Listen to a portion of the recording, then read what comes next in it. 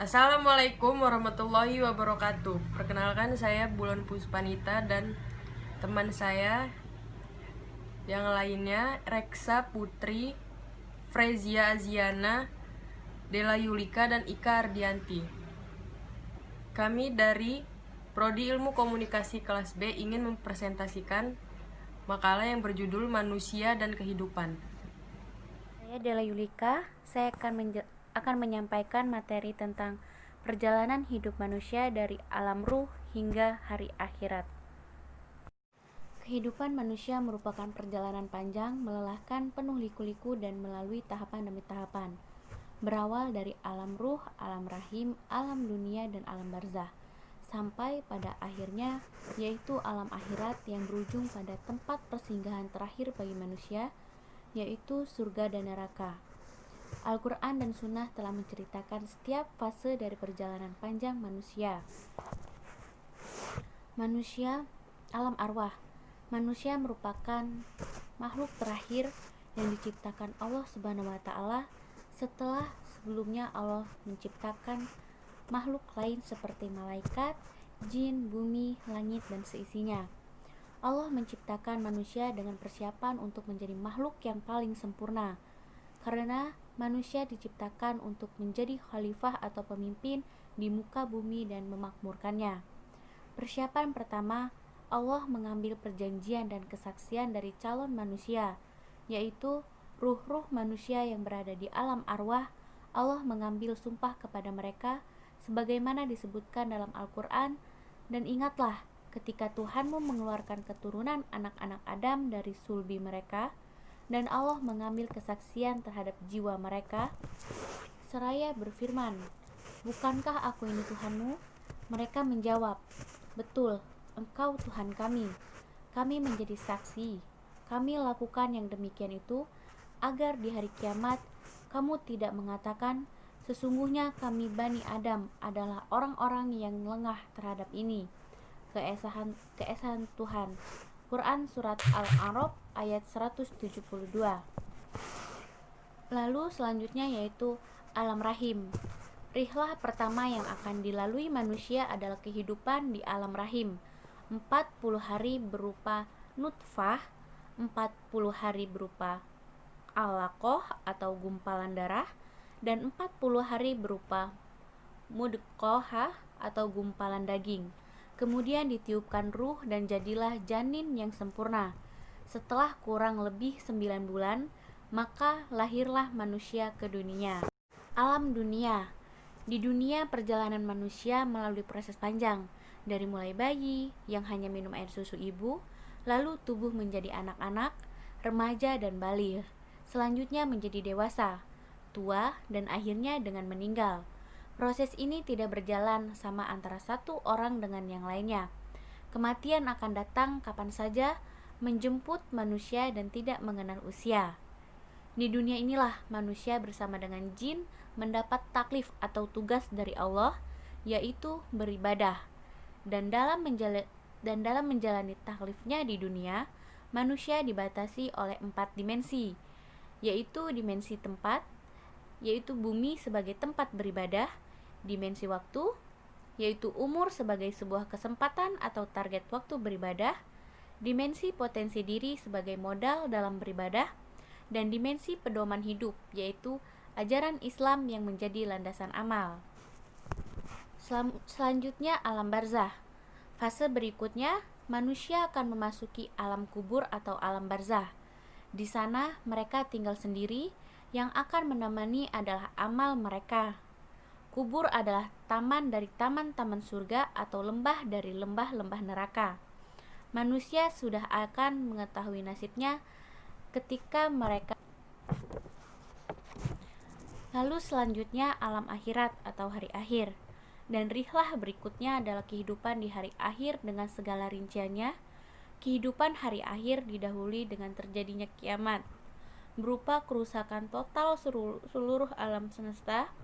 Peristiwa setelah kiamat adalah mahsyar, yaitu seluruh manusia dari mulai Nabi Adam alaihissalam sampai manusia terakhir dikumpulkan dalam satu tempat. Di sana manusia dikumpulkan dalam keadaan tidak beralas kaki, telanjang dan belum dihitan. Saat itu matahari sangat dekat, jaraknya sekitar 1 mil, sehingga mengalirlah keringat dari tubuh manusia sesuai dengan amalnya. Ada yang sampai pergelangan kaki, ada yang sampai lutut, ada yang sampai pusar, ada yang sampai dada, bahkan banyak yang tenggelam dengan keringatnya. Dalam kondisi yang berat ini, manusia berbondong-bondong mendatangi para nabi untuk meminta pertolongan dari kesulitan yang maha berat itu. Tetapi semuanya tidak ada yang dapat menolong. Dan terakhir hanya Rasulullah SAW yang dapat menolong mereka dari kesulitan mahsyar. Rasulullah SAW sujud di hariban Allah Subhanahu wa taala di bawah arasy dengan memuji-mujinya. Kemudian Allah Subhanahu wa taala berfirman, "Tegakkan kepalamu, mintalah niscaya dikabulkan." Peristiwa berikutnya adalah hisab atau perhitungan amal dan mizan, timbangan amal bagi manusia.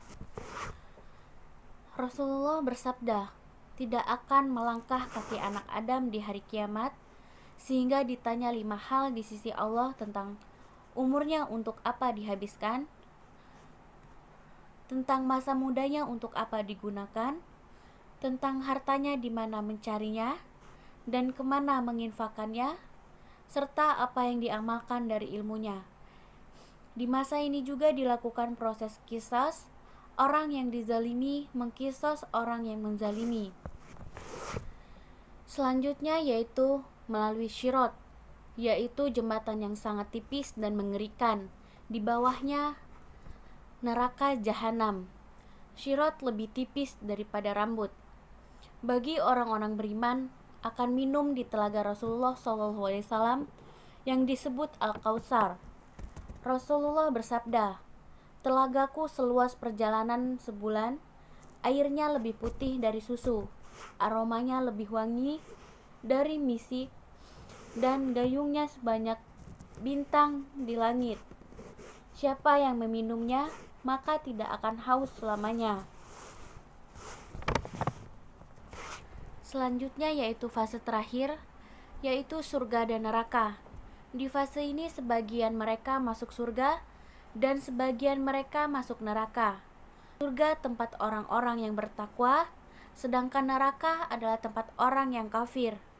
Orang kafir baik dari kalangan Yahudi, Nasrani maupun orang musyrik, jika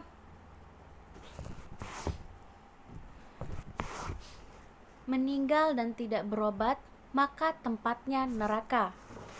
Orang beriman akan mendapatkan surga dan kain sutra karena kesabarannya, maka sejatinya nikmat surga itu jauh dari apa yang dibayangkan manusia. Rasulullah bersabda, Allah Subhanahu wa taala berkata, aku telah siapkan bagi hambaku yang salih sesuatu yang belum pernah dilihat, belum pernah didengar telinga, dan belum pernah terlintas di dalam hati manusia. Ada ragam orientasi hidup manusia.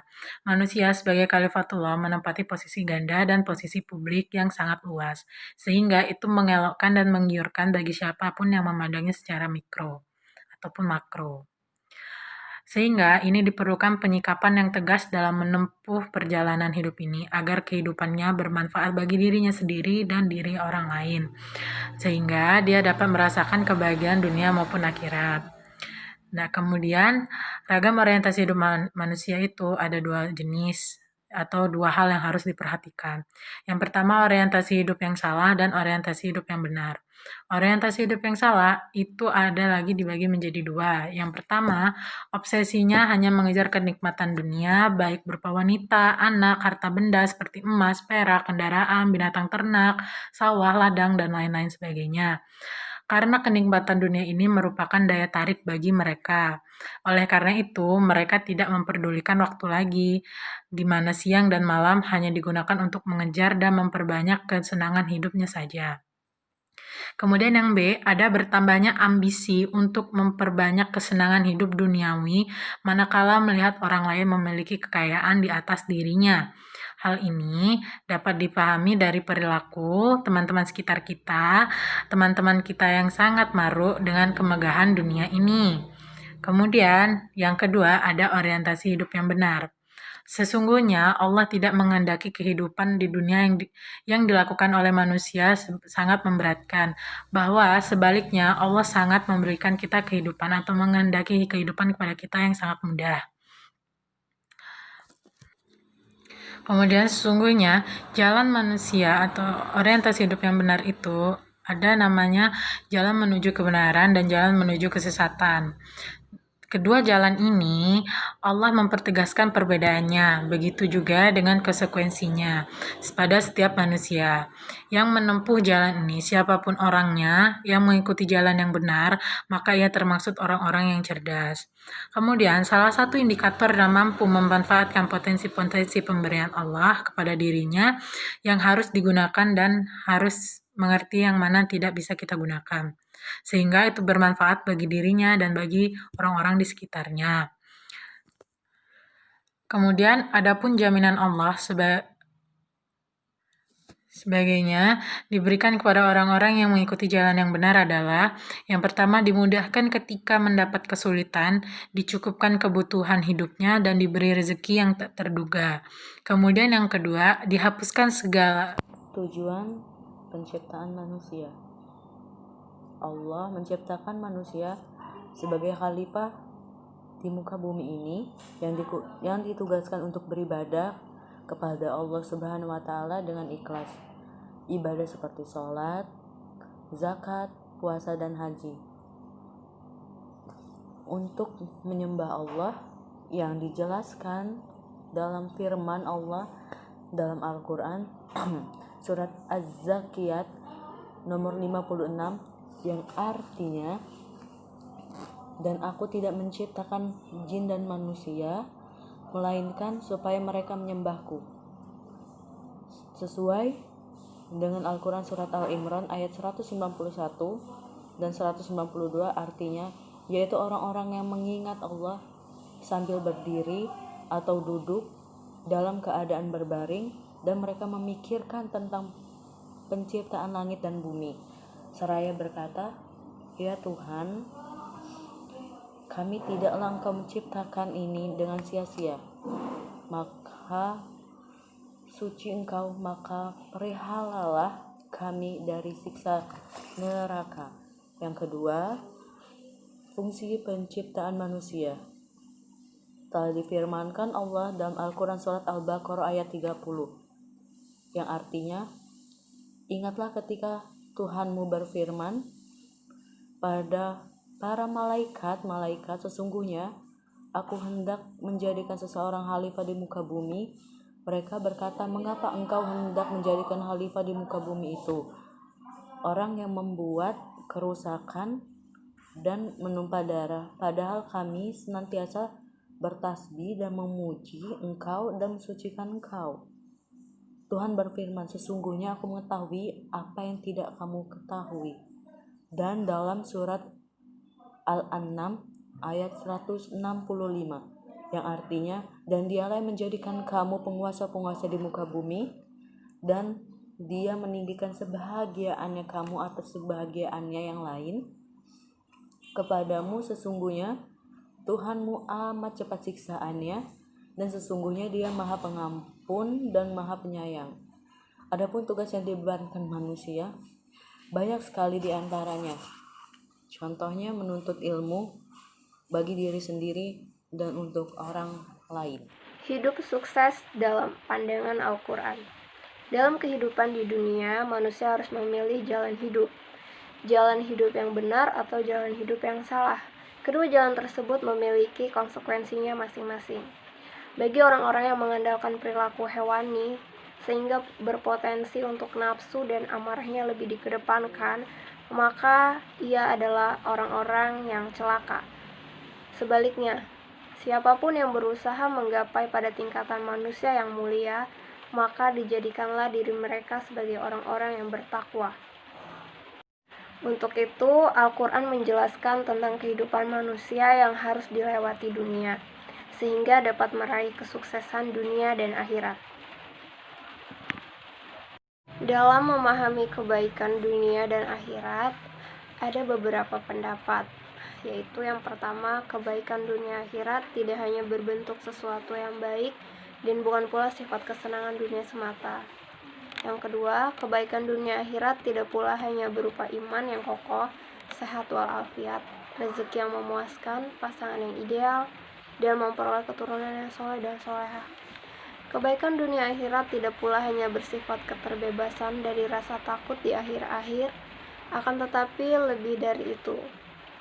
Dengan kata lain, memperoleh kebaikan adalah segala sesuatu yang menyenangkan di dunia dan akhirat. Memiliki keseimbangan antara iman, ilmu pengetahuan, dan kepekaan emosional.